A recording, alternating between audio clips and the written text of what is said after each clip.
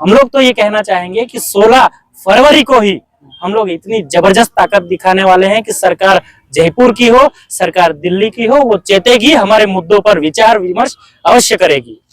जो है SC, OBC, general और यहाँ के आदिवासी, उनके साथ न्याय तभी हो पाएगा जबकि सद्भावी निवासी का दोबारा परिभाषित हो। जनजाति आरक्षण महारैली भी होती है और एक अनुसूचित क्षेत्र आरक्षण मोर्चा, इन दोनों में क्या क्या मतलब क्या डिफरेंट क्या है? और इस आरक्षण रैली के माध्यम से 21 सूत्रीय मांगे हैं, जिसमें आरक्षण के अलावा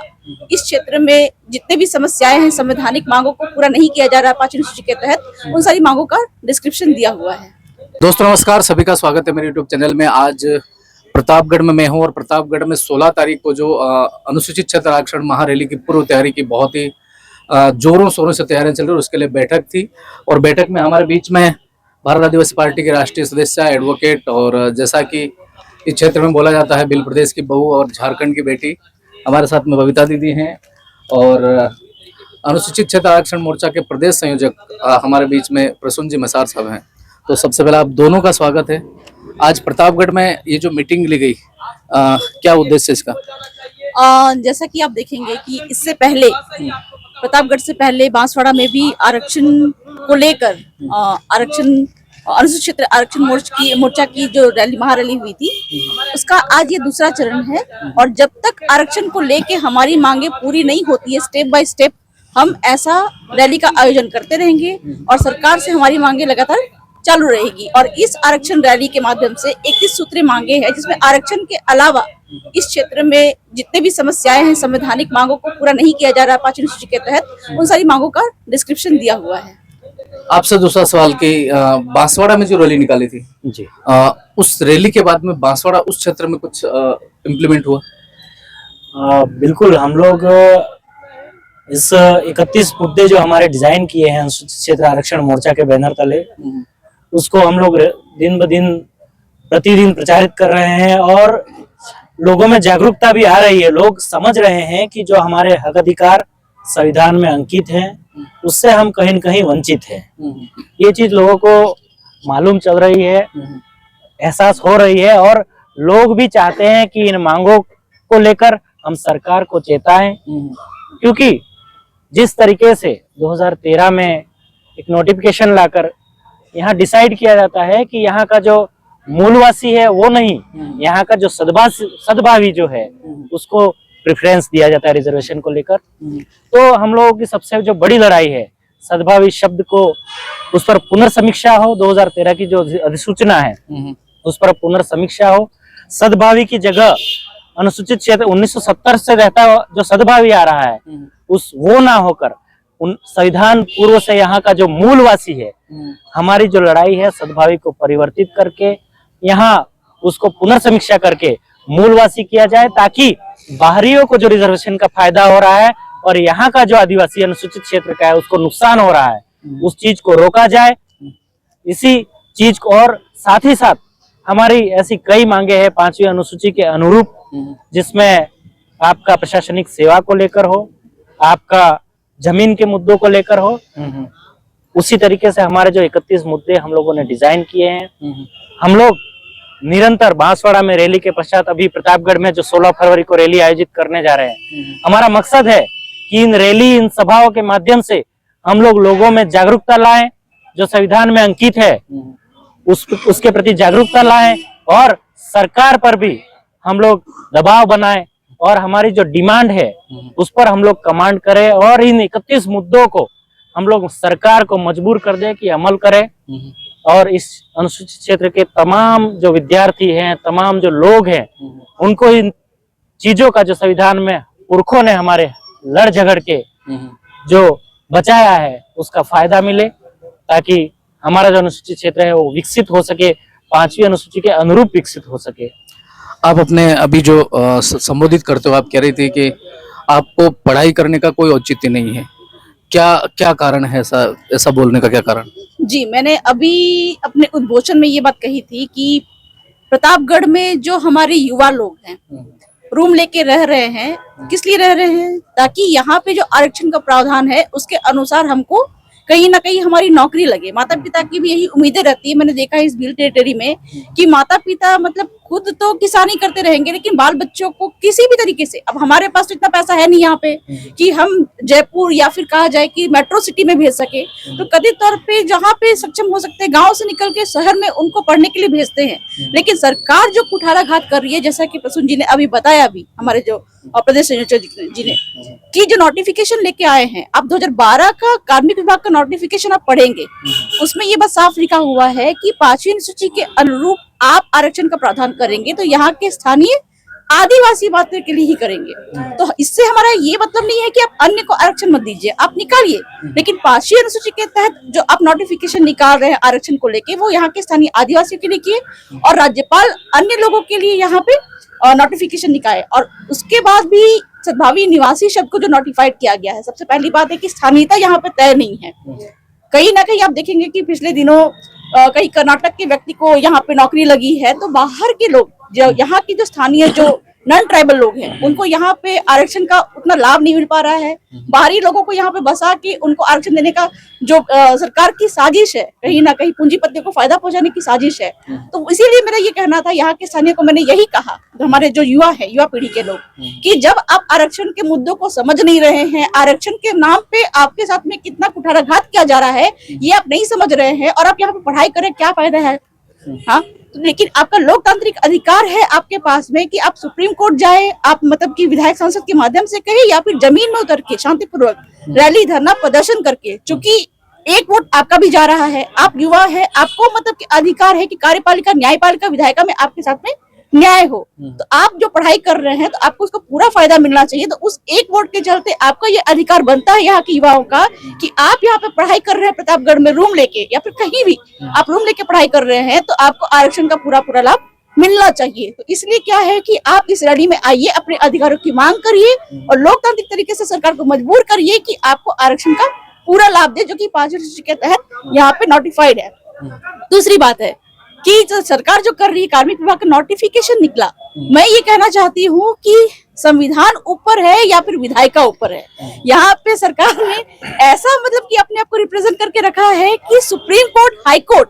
और कथित तौर पे कहा जाए कि संविधान से ऊपर वो बन के बैठे हुए हैं। तो कार्मिक विभाग के 5वीं सूची के नोटिफिकेशन को नहीं मान के सरकार मतलब अधिसूचना लेके सद्भावी निवासी तय करती है, किसी बाहरी लोगों के लिए रास्ता खोल रही है। तो यहाँ के स्थानीय जो है SC, OBC, जनरल और यहाँ के आदिवासी, उनके साथ न्याय तभी हो पाएगा जबकि सद्भावी निवासी का दोबारा परिभाषित हो। ये एक मैं आपसे सवाल करूंगा, मैंने बांसवाड़ा में भी आपसे किया था शायद,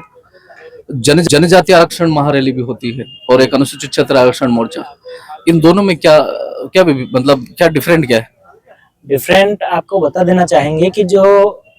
मुझे लगता है, मुझे जहां तक मालूम है, जनजाति जो आरक्षण मोर्चा जो आप बात कर रहे हैं, कहीं न कहीं वो सरकार के बाशिंदे हैं। और मुझे ऐसा लगता है कि जब आपकी या मेरी सरकार राज्य या केंद्र में हो, तो हम लोगों को ये सब ढोंग ढतूरे करने की जरूरत नहीं है। हमको हमारे जो एक डेलीगेशन जाए और सरकार से टेबल टॉक करे और ले आए नोटिफिकेशन, बस इतना सा करना है। लेकिन फिर भी वो राजनीतिक रूप से इस क्षेत्र के भोले भाले आदिवासियों को गुमराह करके रखना चाहते हैं और जो अधिसूचनाएं हैं उनसे अनभिज्ञ रखना चाहते हैं और ये बताना चाह रहे हैं कि हम लोग भी आपकी लड़ाई में शामिल है। लेकिन मैं आपको बता देना चाहता हूँ, वो दो मुँहे सांप बराबर है आज के दिन में। और मैं मतलब जिस तरीके से वो लोग नाटकीय ढंग से ये कर रहे हैं, उनका पॉलिटिकल एजेंडा है। और हम लोग जो लड़ रहे हैं, ये दिल से हम लड़ाई लड़ रहे हैं। मैं एज ए प्रदेश संयोजक आपको बता देना चाहता हूं कि ये जो 31 सूत्रीय मांगे हैं, उसको लेकर संवैधानिक दायरे में रहकर जितनी ताकत से लड़ाई लड़ी जा सकती है उतनी हम लड़ेंगे। और मेरे से ज्यादा ये सारे गणवीर जो हमारे बैठकों में शामिल हो रहे हैं, वो भी अति उत्साहित है। वो जान चुके हैं कि संविधान में हमारे अंकित है हक अधिकार। बीते कई सालों से हम इनको जनप्रतिनिधि बना के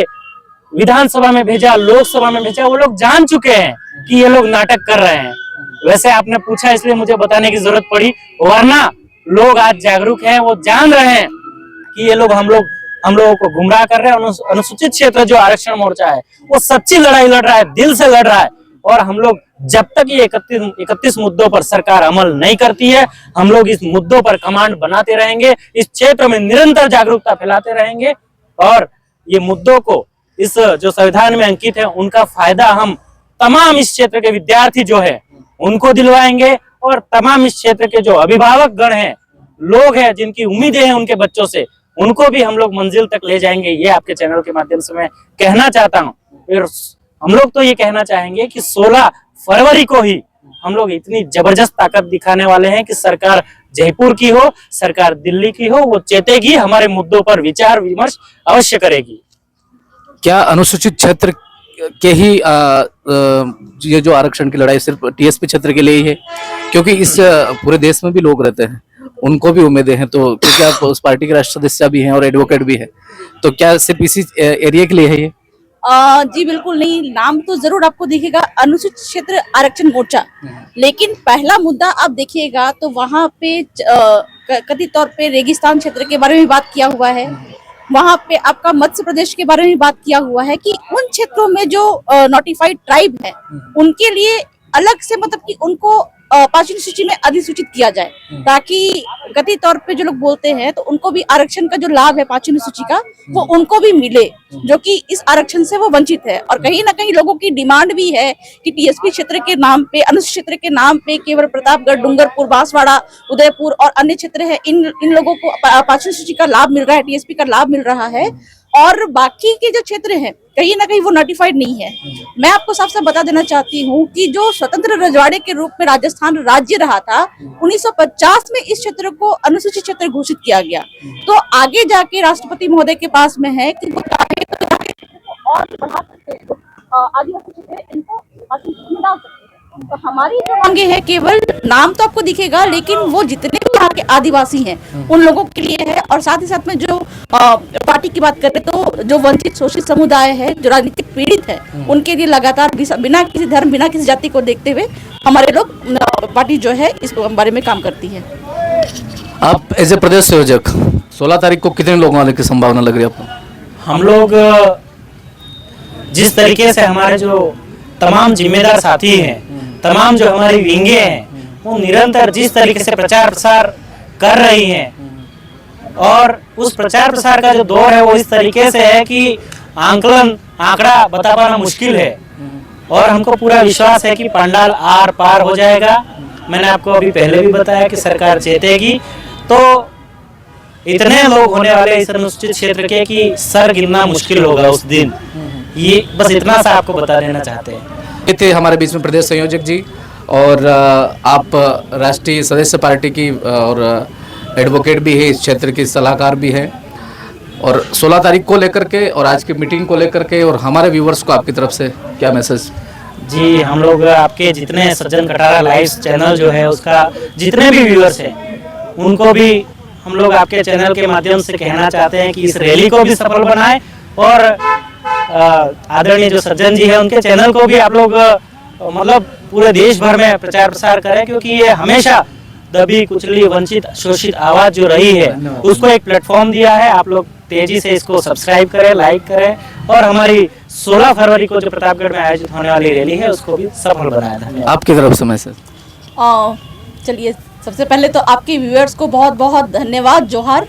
कि लगातार सज्जन कटारा जी लाइव से जुड़े हुए रहते हैं, और लोकतंत्र का चौथा स्तंभ होने के नाते मैं ये साफ साफ कहना चाहूँगी, संवैधानिक अधिकारों की जानकार होने के नाते मैं कहना चाहूँगी कि जहाँ एक और कहा जाए मीडिया चैनल जो है वो बिके हुए हैं, हमारे सज्जन जी कटारा जी जो हैं वो ग्राउंड की रियल स्टोरी को लगातार उठाते आए हैं। तो मैं इस आपके चैनल के माध्यम से जितने भी लोग देख रहे हैं हमको, उनसे अनुरोध करना चाहूँगी कि सज्जन जी के जो चैनल है इसको लाइक करिए, सब्सक्राइब करिए, और लगातार इनसे बने रहिए। ये ग्राउंड की रिपोर्ट आपको दिखाएंगे, और 16 तारीख के आरक्षण जो हमारी रैली है उसको सफल बनाने में आप सभी का योगदान हम आपसे उम्मीद करते हैं। बहुत बहुत धन्यवाद दर्शकों। तो ये थे हमारे बीच में बबीता दीदी, प्रसून जी मसार, और जैसा इन्होंने कहा वैसा मैं भी अपील करता हूँ, चैनल पर नए सब्सक्राइब करें, और बहुत बहुत धन्यवाद।